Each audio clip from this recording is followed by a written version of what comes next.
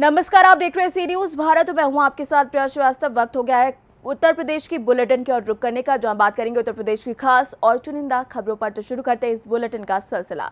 भदोही के मुख्य चिकित्सा अधिकारी द्वारा अपराह्न माध्यमिक स्वास्थ्य केंद्र हरिहरपुर में आयोजित मुख्यमंत्री जन आरोग्य मेले का निरीक्षण किया गया। इस रिपोर्ट में देखिए। भदोही में मुख्यमंत्री जन आरोग्य मेले का निरीक्षण सीएमओ संतोष कुमार चक ने किया। पहले प्राथमिक स्वास्थ्य केंद्र हरिहरपुर में निरीक्षण के दौरान सफाई व्यवस्था खराब हो पाई, जिसके कारण शशिकांत वार्ड बॉय और ओंकारनाथ का वेतन 7 दिन के लिए काटा गया।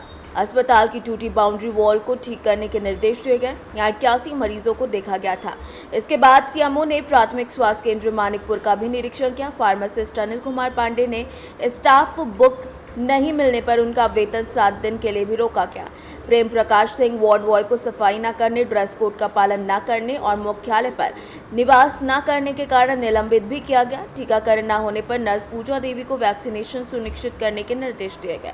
मोहन कुमार और इरशाद चपरासी की अनुपस्थिति के कारण उनका वेतन भी 7 दिन के लिए रोक दिया गया। भदोही से सी न्यूज संवाददाता प्रदीप की रिपोर्ट। इसी के साथ रुक करेंगे बुलेटिन की अगली खबर का। जनपद फतेहपुर के इजूरा खुर्द में भगवान श्री पंचमुखी महादेव जी के अवतरण दिवस पर समस्त ग्रामवासियों ने भव्य कार्यक्रम का आयोजन किया। इस रिपोर्ट में देखिए। फतेहपुर के इजूरा खुर्द गांव में भगवान श्री पंचमुखी महादेव जी के अवतरण दिवस पर भव्य कार्यक्रम आयोजित किया गया। 3 साल पहले इस गाँव के एक खेत से महादेव की मूर्ति प्रकट हुई थी, जिसे 18 अक्टूबर 2022 को स्थापित किया गया था। आज इस घटना के तृतीय वर्ष पूरे होने पर विशेष कार्यक्रम हुआ। कार्यक्रम में संगीत में अखंड श्री रामचरितमानस का पाठ हुआ, जिसका समापन कीर्तन से हुआ। ढोलक स्पेशलिस्ट ठाकुर दिव्यांश प्रताप सिंह ने ढोल की धुन से कार्यक्रम में जोश भर दिया। मुख्य आयोजक पंचमुखी महादेव मेला कमेटी के अध्यक्ष ठाकुर दिव्यांश प्रताप, अरविंद यादव, ठाकुर उग्रसेन प्रताप सिंह, ठाकुर दुर्गेश प्रताप सिंह, प्रमोद कुमार पांडे समेत बड़ी संख्या में भक्तगण कार्यक्रम में शामिल हुए। फतेहपुर से सी न्यूज संवाददाता शहनशाह आब्दी की रिपोर्ट। इसी के साथ आगे बढ़ेंगे और जानेंगे कैसे लखनऊ में रिटायर्ड डीजीपी विजय कुमार ने 4500 वर्ष पूर्व के हार्पून को लेकर विशेष जानकारी दी। रिपोर्ट में देखिए। रिटायर्ड डीजीपी विजय कुमार ने 4500 वर्ष पुरानी ओसीपी संस्कृति के हार्पून पर आदि शिव की मुखाकृति की खोज की जानकारी दी। उन्होंने बताया कि हार्पून ओसीपी संस्कृति से संबंधित है, जो गंगा घाटी की प्राचीन संस्कृति है। ये संस्कृति जालंधर से अयोध्या तक और हिमालय से लेकर विंध्याचल और अरावली पर्वत श्रेणियों के बीच फैली हुई है। ओसीपी संस्कृति का काल 5000 ईसा पूर्व से 1700 ईसा पूर्व तक था और इसके लोग विभिन्न प्रकार के हथियार रखते थे, जैसे भाले, तलवार और हार्पून। हथियारों का संग्रह गांवों के बीच सुरक्षित स्थानों पर रखा जाता था। ओसीपी संस्कृति के गांव आमतौर पर 2-2 वर्ग किलोमीटर के क्षेत्र में फैले होते थे।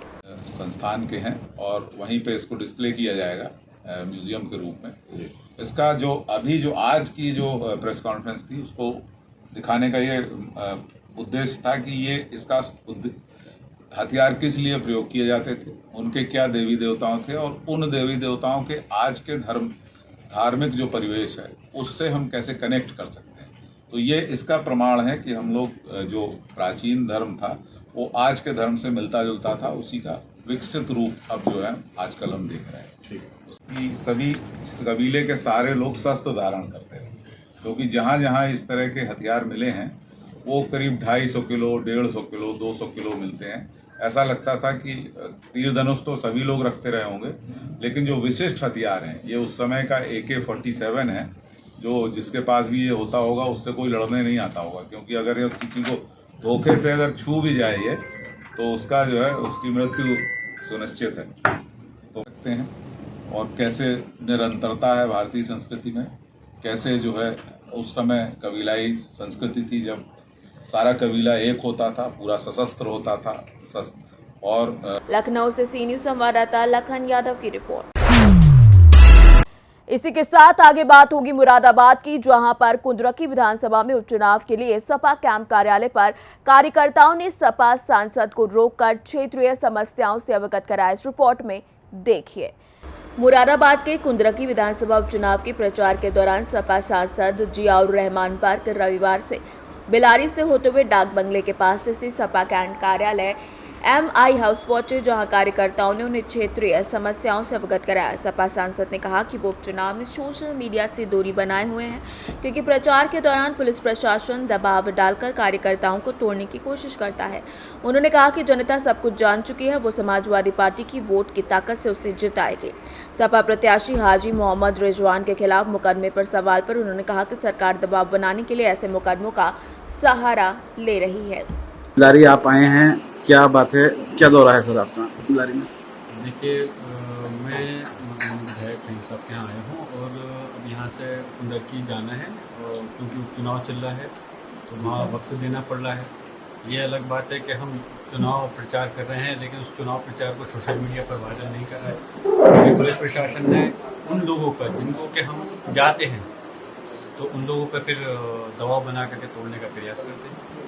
बस इस वक्त चुनाव पार्टी का है और हमें उम्मीद है कि जिस हिसाब के हालात भारतीय जनता पार्टी की सरकार ने, पुलिस प्रशासन ने बना रखे हैं, जनता इन चीज़ को नज़रअंदाज कर करते थे वोट डाल करके समाजवादी पार्टी को जिताने का काम करेगी। आपको क्या लगता है सर, कुंदरकी विधानसभा की सीट पर किस तरह के माहौल आपको नजर आ रहा है? देखिए, कुंदरकी विधानसभा यकीनन हमारी मजबूत सीट है, लेकिन बस ये उपचुनाव है, बाई इलेक्शन है, तो पुलिस प्रशासन के जरिए जो सरकार उपयोग कर रही है और जो दबाव बना रही है वो गलत है और कहीं ना कहीं मैं उसकी मजम्मत करता हूँ, मुखालफत करता हूँ। और जिस प्रकार प्रधान, पूर्व प्रधान, राशन डीलर और जो भी जिस विभाग से आता है उनके अधिकारियों द्वारा दबाव बनाना एक गलत तरीका है और ये परंपरा होना अच्छी बात नहीं है।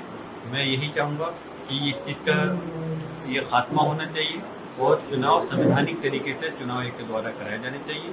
और मुझे उम्मीद है जब चुनाव अगर सही तरह से होगा, ईमानदारी से होगा, तो फिर इस सीट को किसी के अंदर हिम्मत नहीं है जो समाजवादी पार्टी के खाते में जाने से रोक सकता। सर, आप चूंकि कुंदरकी विधानसभा से विधायक भी रहे हैं, अब समाजवादी पार्टी के प्रत्याशी हैं हाजी रिजवान साहब, उन पर कल मुकदमा दर्ज किया गया है, उसको लेकर आपको क्या कहना है? सरकार है जिसकी लाठी उसकी भैंस, वो वाली सूरत हाल चल रही है इस टाइम प्रदेश के अंदर। लेकिन फिर भी मैं ये कहूँगा कि इस टाइम में ये चीज़ नहीं होनी चाहिए कि हर प्रत्याशी को, चाहे वो किसी पार्टी का हो या पार्टी से हट करके आज़ाद हो, हर उसको अख्तियार है, ये हमारा संवैधानिक अधिकार है कि हम अब कहीं से भी जाकर के अपने चुनाव इस प्रदेश, देश के अंदर लड़ सकते हैं और उस चुनाव को लड़ कर करके जनता जो जिसके हक में फैसला दे उसको अपना चुना जाना चाहिए। लेकिन इस प्रकार दबाव बनाने की नीति, ये चीज़ जो चल रही है ये गलत है। इस टाइप की मुकदमेबाजी नहीं होनी चाहिए और सरकार को समझना चाहिए कि इस टाइम आप इस टाइप के हथकंडे अपना सकते हो, लेकिन जब बाई जनरल इलेक्शन आएगा तब आपको जनता जो है मुंह तोड़ जवाब देगी। मुरादाबाद से सी न्यूज़ संवाददाता राजकुमार कश्यप की रिपोर्ट। फिलहाल इस बुलेटिन में इतना ही। देश दुनिया की बाकी और खबरों के लिए आप बने रहिए सी न्यूज़ भारत के साथ।